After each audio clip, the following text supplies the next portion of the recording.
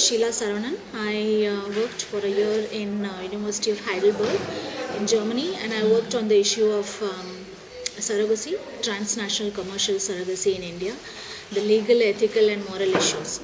So, being a gender person, I've been researching on gender for the last 10 years on reproductive health, and my main concern is that the exploitative nature, the vulnerability that brings into the women in the context of exploitation by medical practitioners. So my main concern is that women are not being allowed to take decisions. The only decision that they take is that they will become a surrogate. After that, they are in the hands of the medical practitioners, and they are expected to do, and they are willing to do anything because of their desperate state for money.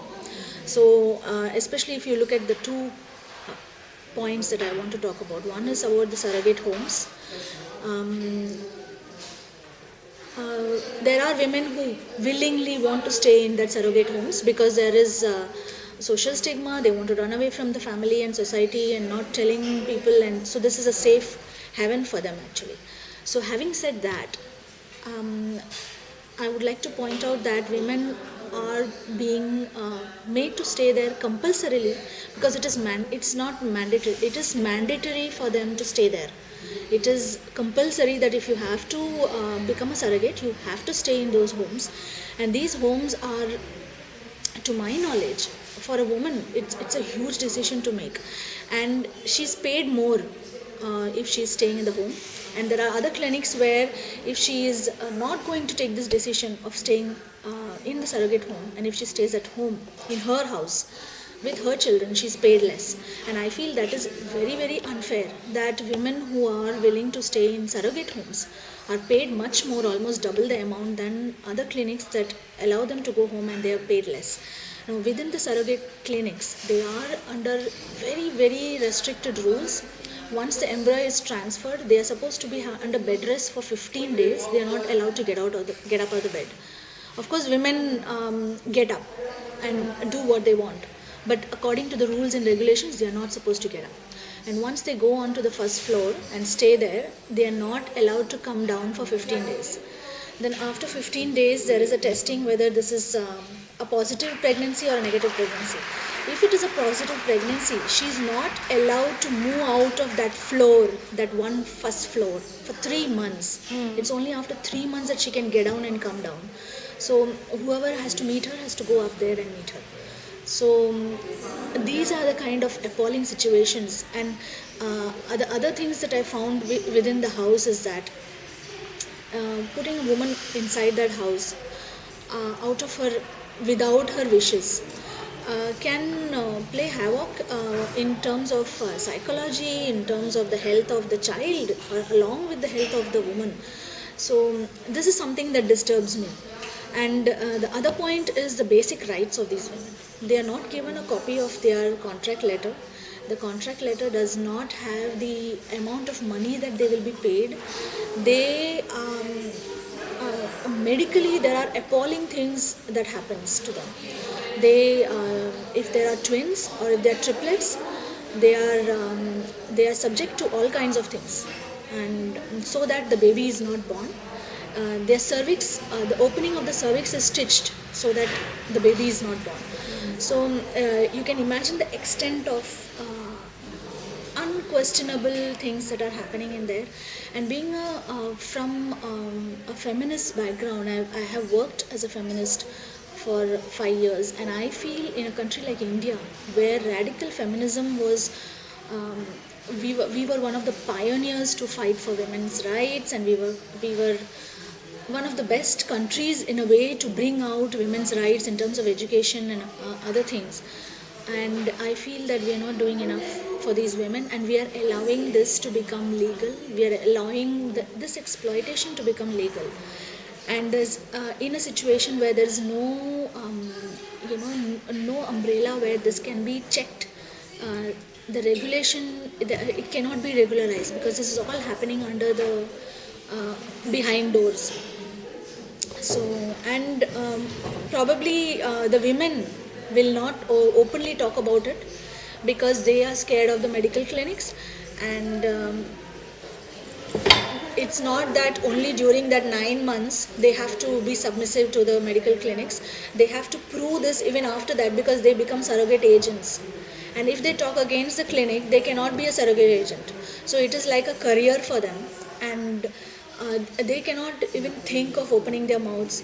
Even if they have discussed this with me, I don't think any of these women will talk about what they really feel in front of other people, because of the fear they have with the medical clinics. So, you talked to us about the families who came to India to just take the child and go away. And can you just talk about one of your experiences in that cases?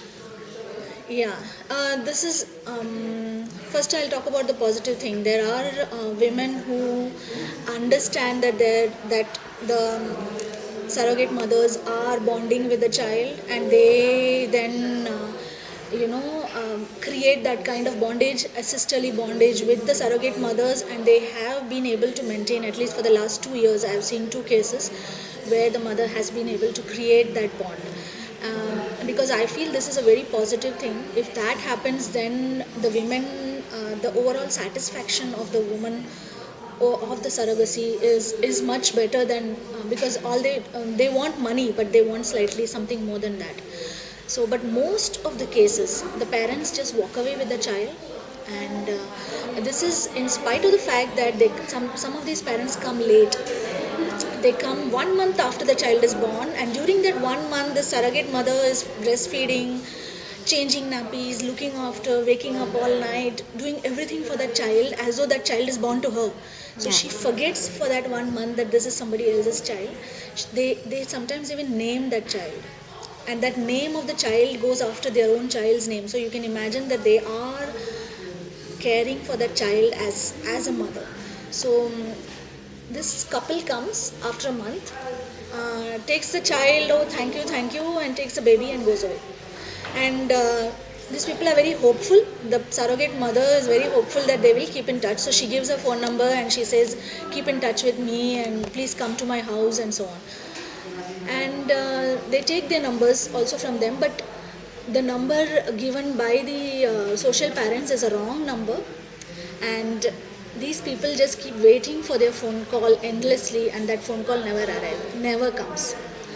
So I have seen the trauma of so many mothers who are facing that, and the medical practitioners are suggesting that no, there is no emotional attachment. It is just a face wash. Everybody forgets about it.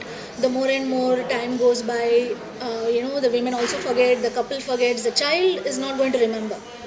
Whoever remembers what did I see when I opened my eyes in the first few days. So that is the logic that the medical practitioners are saying.